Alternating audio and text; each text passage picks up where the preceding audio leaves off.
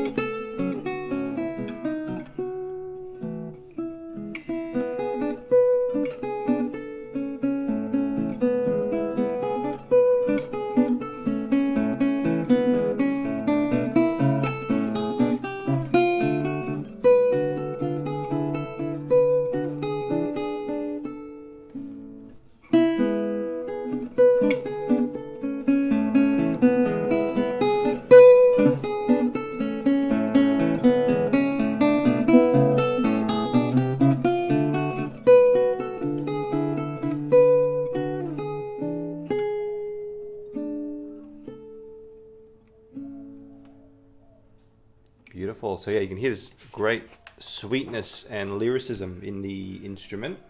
The next study, number 3, has a lot of rapid slurs, and when an instrument has this kind of lightness, like this one does, it's smaller and lighter, it really suits, got this kind of feathery quality. When you play these, this type of study, especially on a modern guitar, it can sound a bit percussive, and it doesn't have that kind of feathery quality to it. So this is study number 3.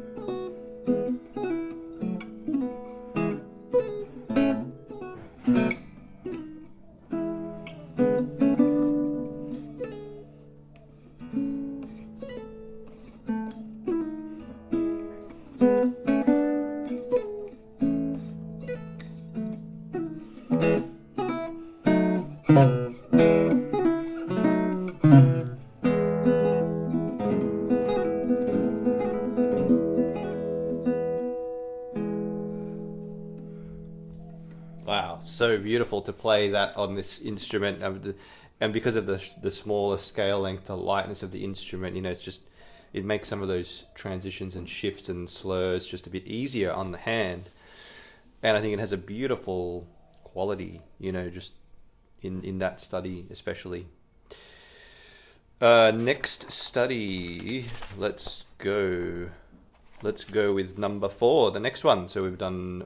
This is Opus 6 by Fernando Sor. Done the first 3. This is study number 4.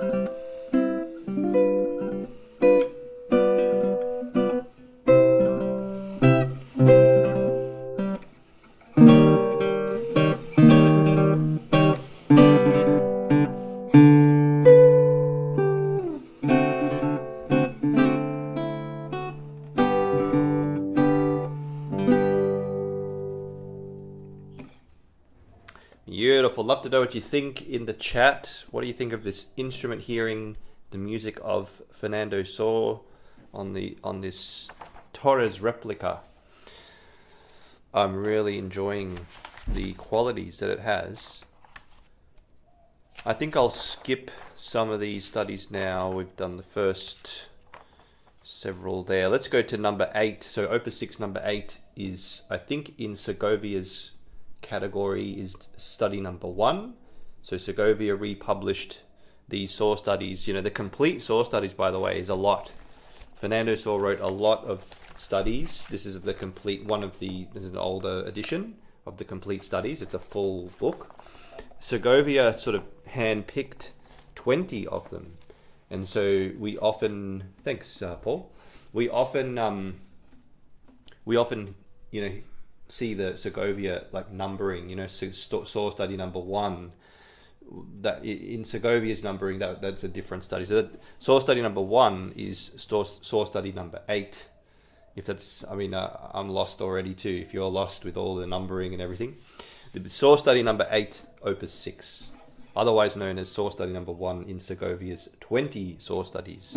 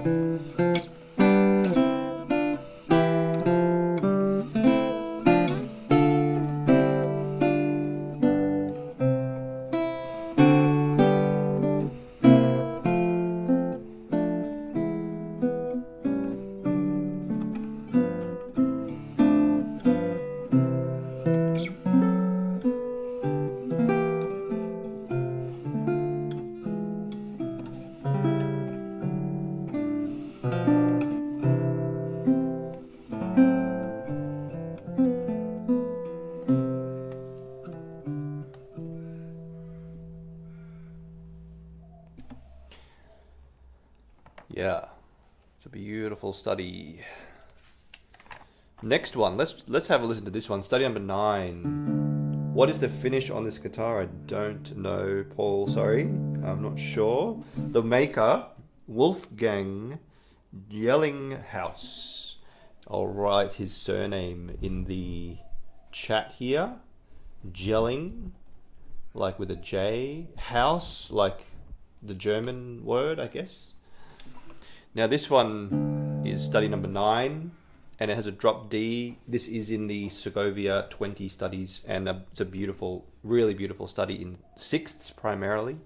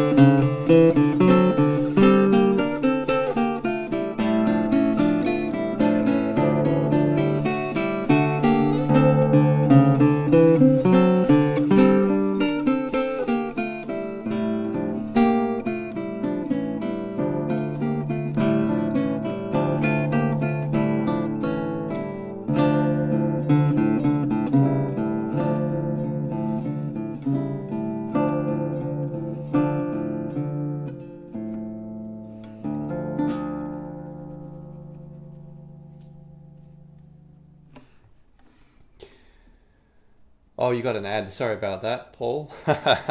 Next time, I might turn those off for next time. Don't want to get an ad midway through a Sor study, you know? Anyway, yeah, beautiful, beautiful effect yet again. All right. I think I'll do one more study for today, which is one of my favorites, one of my old favorites, study number 11 from Opus 6.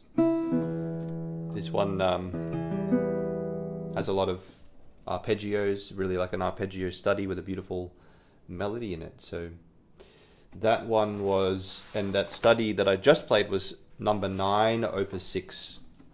Okay, that was, this one is number 11, Opus 6. If you Google search these Sor Studies Opus 6, you will find the whole collection for free on IMSLP or some other place. It should be a free download.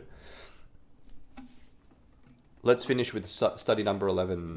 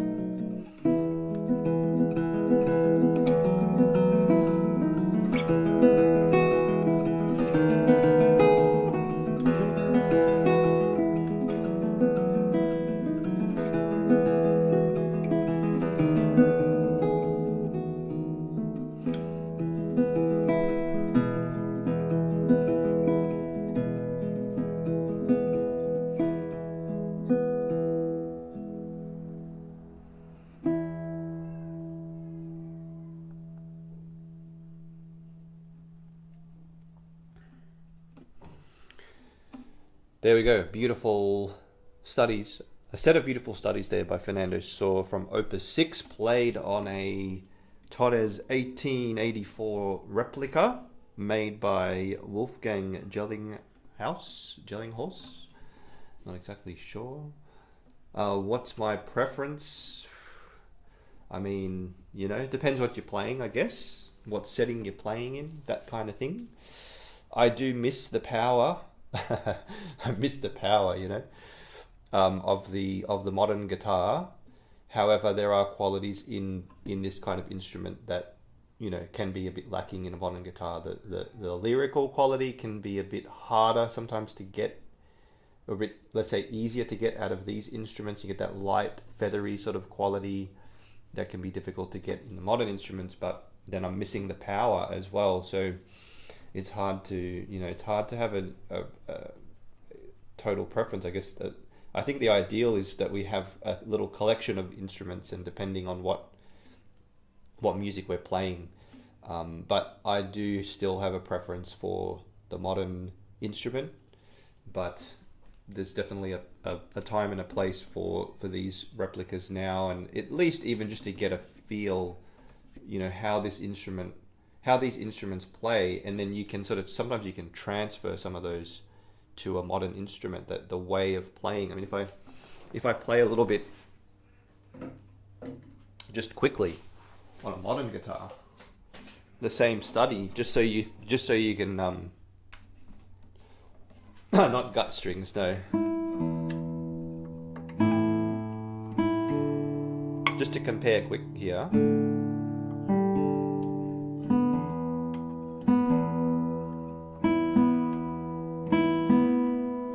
See, I'm already getting that sense of power and the responsiveness, you know, just touch the string and it just sort of does something with that.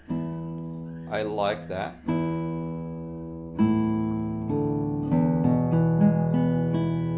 So if I play,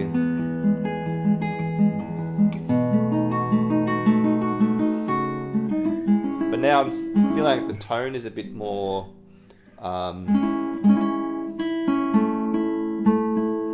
the tone is a little bit more, not as deep, maybe.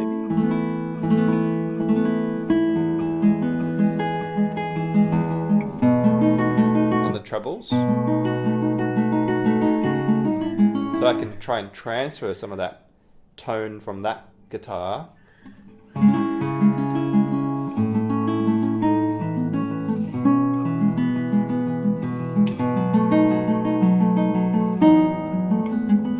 What do you prefer?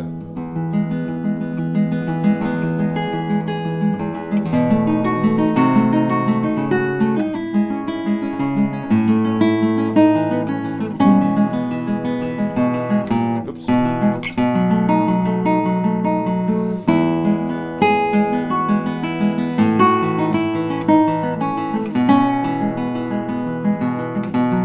And keep in mind, I feel at home on this. This is my, you know, the modern guitar is my main instrument, so, you know, that would have an effect too. But anyway, yeah, quick comparison. Paul says it sounds darker. Yeah, it will sound different, darker maybe in some respects, and maybe brighter in other respects, depending on what register you're playing in, what strings you're playing on, and things like that. But I'm actually playing that guitar has changed how I play this guitar. And that's what one of the fun things about playing replicas can be. So, as much as I like the modern guitars, the replica sounds better. That's what Paul says. Yeah, so, you know, and it can be, sometimes it's a question of what we're used to. We're used to this sound and we hear something different and our ears go, oh, that's different. I like that. Then you can get used to that sound and then that's been my experience anyway. So, sometimes it's the contrast that we're not used to, something that's fresh, that can be very appealing as well. And as I said, like, I like to transfer things from different guitars and sort of, you know, put that into my playing, kind of like keep that sound, like remember that sound and that feeling from that guitar, and then transfer it to whatever guitar I'm playing on next. And you can do that too whenever you try different guitars. So Anyway, we'll wrap it up there. Thank you for watching and listening today. Thank you in the chat to Paul and sorry, I'm just getting your like YouTube tag name there. Tiso Estrada, Tisok Estrada. Thanks for that. Appreciate it. And yeah, stay tuned. See you next time.